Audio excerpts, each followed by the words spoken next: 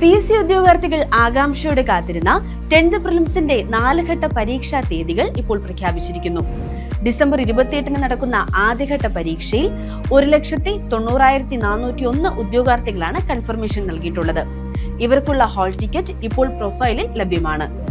രണ്ടാം ഘട്ടം ജനുവരി 11-ന് നടക്കും. 1,90,400 പേരാണ് ഇതിന് കൺഫർമേഷൻ നൽകിയത്.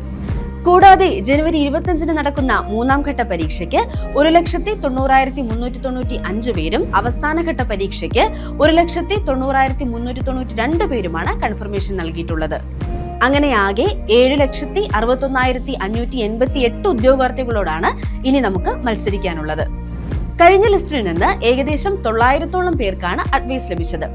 അതുകൊണ്ട് തന്നെ ഇത്തവണ 8 ലക്ഷം ഉദ്യോഗാർത്ഥികളിൽ നിന്ന് ആദ്യ 500-800 പേരിലേക്ക് എത്തുക എന്നുള്ളതാണ് ഇനി നമ്മുടെ ലക്ഷ്യം. കോമ്പറ്റീഷൻ ലെവൽ മനസ്സിലായതുകൊണ്ട് ഇനി എത്രമാത്രം പരിശീലിക്കേണ്ടതുണ്ടെന്ന് നമുക്ക് വ്യക്തമാണ്. അതുകൊണ്ട് തന്നെ ആദ്യ റാങ്കുകൾ കരസ്ഥമാക്കാൻ കൃത്യവും വസ്തുനിഷ്ഠവുമായ പഠന സഹായികൾ ഉപയോഗിച്ചാവണം ഇനി നമ്മുടെ പരിശീലനം.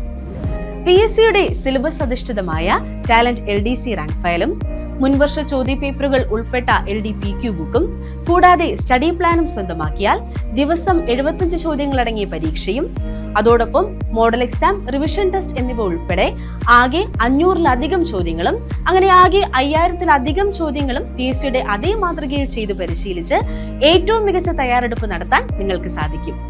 അതോടൊപ്പം നമ്മുടെ പരിശീലനം ശരിയായ ദിശയിലാണെന്ന് ഉറപ്പിക്കാൻ 2024-ൽ കേരള PSC നടത്തിയ 30 ചോദ്യപേപ്പറുകളും അവയുടെ ഉത്തരങ്ങളും അനുബന്ധ വസ്തുതകളും ഒക്കെ ഉൾപ്പെടുത്തി ടാലന്റ് 10th ലെവൽ PQ ബുക്കും പുറത്തിറക്കിയിട്ടുണ്ട്.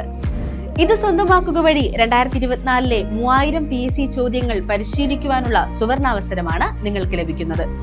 ഇനി വേണ്ടത് പോരാട്ട വീര്യത്തോടെ ആദ്യ റാങ്കുകൾ ലക്ഷ്യമാക്കി പിഴവുകളില്ലാത്ത പഴുതടച്ച പരിശീലനമാണ്.